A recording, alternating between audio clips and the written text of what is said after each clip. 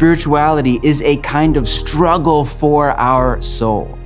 Now, our generation is very uncomfortable with struggle in general and military metaphors and faith in particular, and for good reason if you've ever read church history. But the New Testament authors do not share our kind of fear of that metaphor.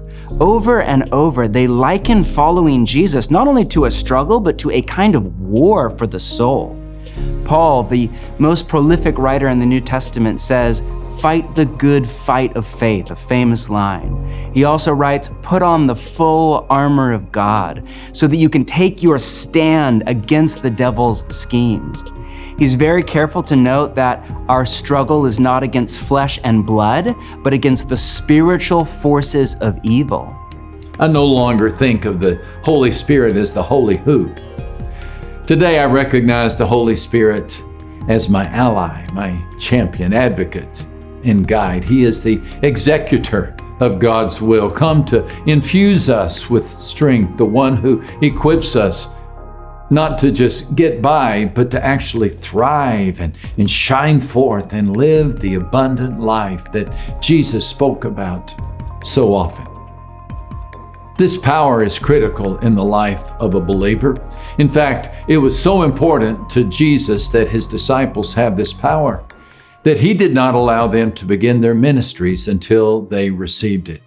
When you become a Christian, you are now entering into the arena of spiritual warfare. Oh, but I don't like that thought. I don't want to fight anyone. It's not our choice. To be a Christian is to be attacked by the enemy of everything good, anti-God, anti-Christ, anti-love, anti-holiness. Everything that is wrong comes as a temptation against us in terms of the spiritual warfare that we're all involved in. I know some of you may say, then the devil, really? Red jumpsuit, horns, little tail. Like, you believe that? Isn't that kind of an arcane notion? Well, if you don't believe in a spiritual world influencing ours, then you have to come up with some other explanation for why something as beautiful as humanity will do the most inhumane things that we do to each other.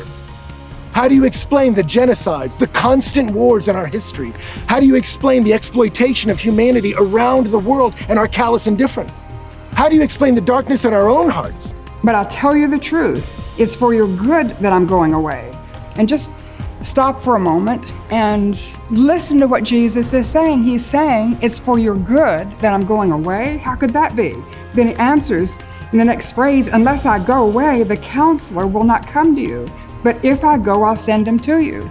In other words, it would be better to have Jesus visibly absent in order to have the Holy Spirit invisibly present.